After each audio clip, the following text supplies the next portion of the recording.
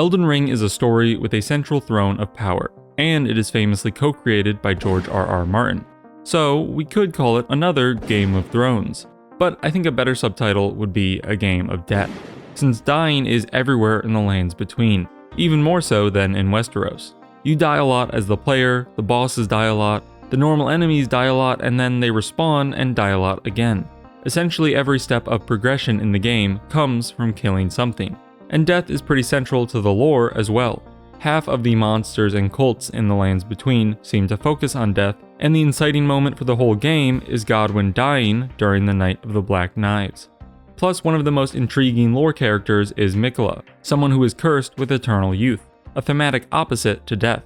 And in another juxtaposition to Godwyn, being forever young with silky smooth skin also seems like the opposite side of the coin of death and being a giant rotting fish corpse.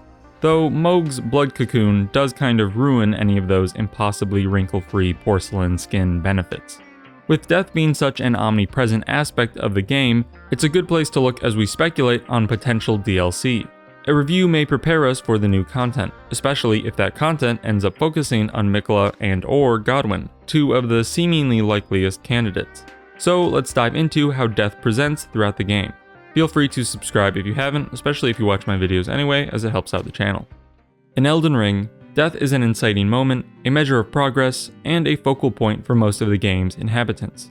The events of the game all started with a rebellion against Marika's sealing of death at the dawn of the Golden Order. Death was partially reintroduced during the Night of the Black Knives and the killing of her son, Godwyn. That was the catalyst for the Shattering, a massive war of battles and death, which eventually brought the Tarnished back to the lands between and set us on our journey. And even that journey we take through the game begins with death, to either the Grafted Scion or a butterfly bait. Maybe Marika would have had a better time if she sealed the other half of Ben Franklin's fork, since an eternal life where you never get to die and you're forever taxed by royals likely doesn't make for a happy kingdom. Throughout our journey, we come across a host of enemies, bosses, and sects obsessed with death. The bosses we come across must almost uniformly be killed for us to progress through the game, and same with all the lesser enemies that dot the land. Though, unlike the bosses, these lesser combatants infinitely respawn, so their deaths are less permanent, their suffering more drawn out. And we have already seen the cults of death on the channel before. Our look at the Raven Mountain Assassin and the Fallen Hawks led us to discuss the Ghost Flame and the Deathrite Birds. We read from the explosive Ghost Flame spell that, in the time when there was no Erd Tree, death was burned in Ghost Flame. Death Birds were the keepers of that fire. The Death Birds maintain a rite of death that predates the Erd Tree, and they house the Deathrite priests within their wings.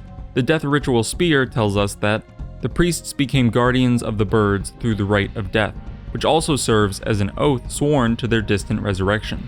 One day, they may fully surpass death and be resurrected, but that may require an end to the Erd Tree's dominance and a return to the rite of death, allowing the Death Birds to continue their old rite unobstructed.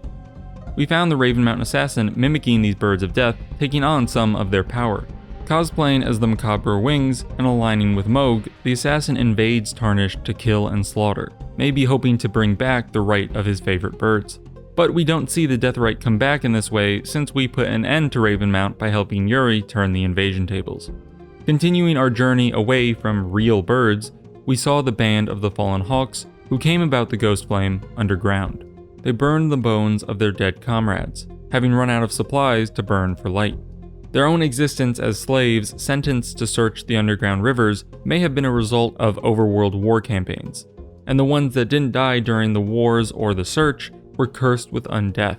After they found the Ghost Flame, they sealed their fate as dwellers of the underground for all eternity. Death likely would be a welcome reprieve for the Hawks, but it only comes momentarily by us Tarnished, and only until we once again rest at a grace. Another denizen of the underground we found were the Wisps, unnamed but deadly balls of lightning and magic. It was hard to draw any conclusions about these creatures, but it did seem likely to me that they had connections to the Ancestrals and their unique cycle of life and death.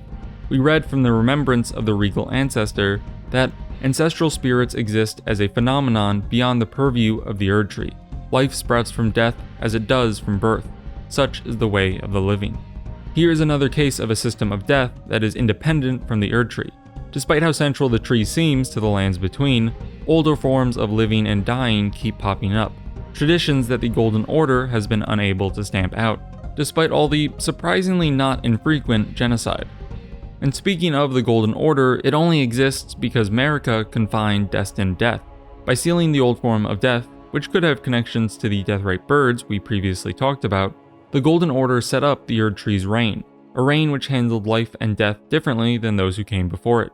Some examples we see are the Erd Tree burials of great heroes and the remembrances of the powerful being sewn into the Erd Tree itself. We also have the ghosts throughout the game who mention the process. One in the Stormfoot Catacombs says, "A proper death means returning to the Erd Tree. Have patience, until the time comes and the roots call to you." There's a whole conversation we could get into about how the Greater Will may have changed life and the character of death in the lands between. Speaking through Irina, the Frenzied Flame blames the Greater Will for individuated life and a departure from the primordial One Great.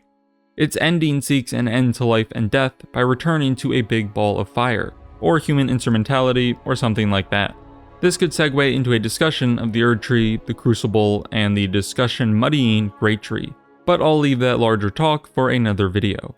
One thing I will say is that the mentioned roots of both the Erd Tree and the Great Tree bring us to what is likely the largest focal point of death in the game. The first slain demigod, Godwyn the Golden. Godwyn resides as the strongest symbol of death imaginable, a corpse. His soul has been killed, but his body remains, bearing only half of the curse mark of death. His soulless body spreads Deathroot throughout the lands between.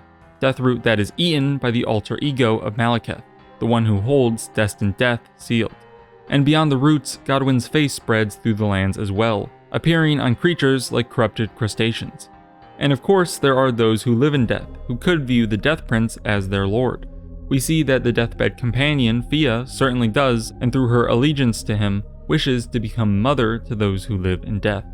Through Fia, the corpse of Godwyn is the centerpiece for the ending of the game, which reintroduces death back into the lands between.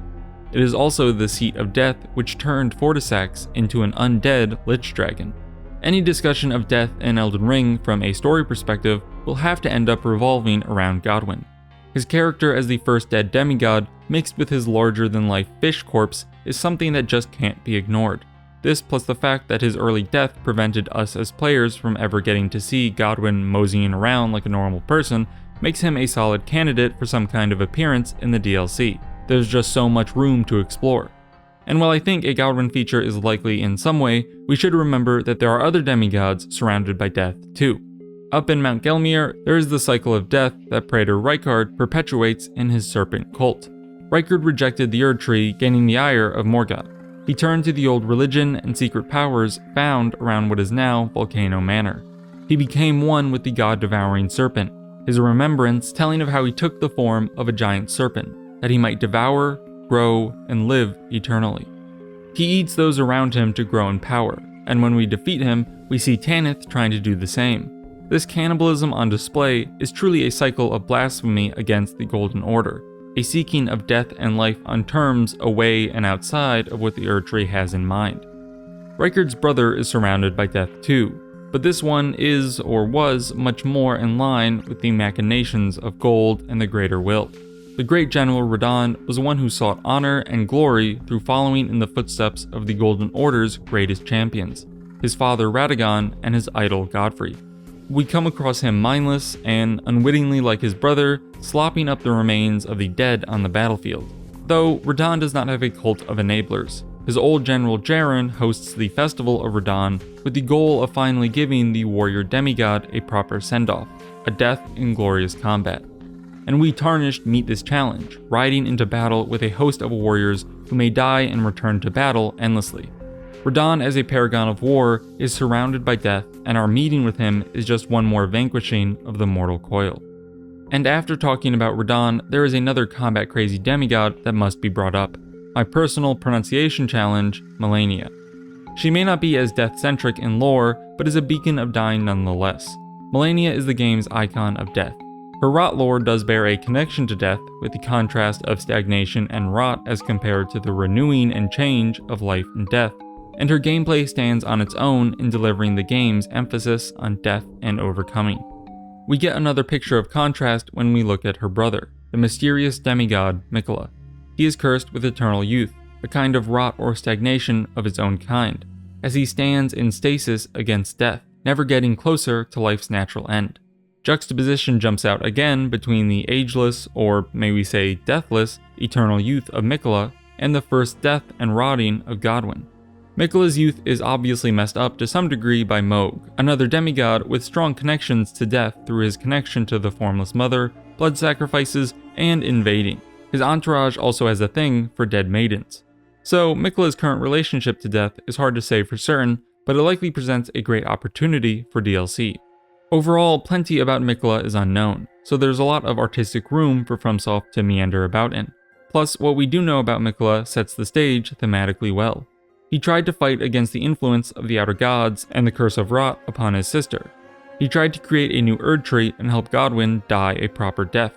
The Golden Epitaph likely captures the words of the young demigod when it quotes, "O brother, Lord brother, please die a true death." Miquella was prepared for death and rebirth and seemed to favor that over stagnation.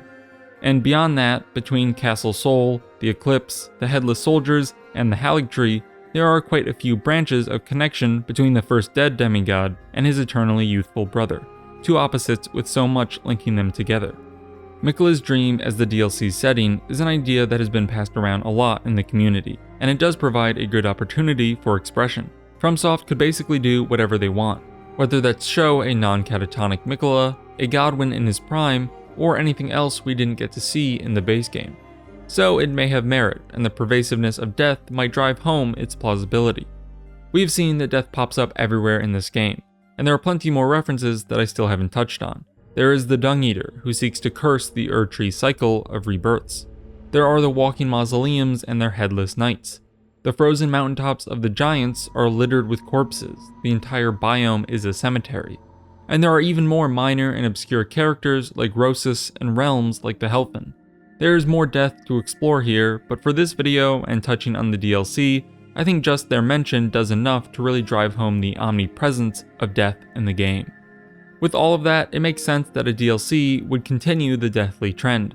Miquella and Godwyn are both prominent, explorable figures with keen connections to death, and I would really hope and even expect to see at least one of them, if not both, featured. I am making a video all about how I think the idea has merit after all. Elden Ring, like its spiritual predecessors, is a game of death. Death is the measure of our persistence to stick with the game and overcome the challenges it presents us. It is how FromSoft crafts and delivers the experience they intend. I talked about this utilization of death a lot in my Philosophy of Elden Ring video, so check that out if you want more on the topic. Death is basically the game's central theme. I'm sure it will feature prominently in the DLC, obviously through the gameplay we can expect to die plenty as is tradition, and it will almost assuredly come through the story and lore as well. We don't know what that story content will be for sure, though maybe we'll find out soon after this video comes out. The game's 1-year anniversary is coming up pretty soon. I'm betting that the death themes of Miquella and Godwyn will feature in some way, but FromSoft could always throw us a curveball. So what do you think the DLC will feature story-wise? Let me know in the comments, and feel free to subscribe to the channel if you haven't already and enjoy the video, or support the channel on Patreon. Thanks for watching the video, I'll see you in the next one.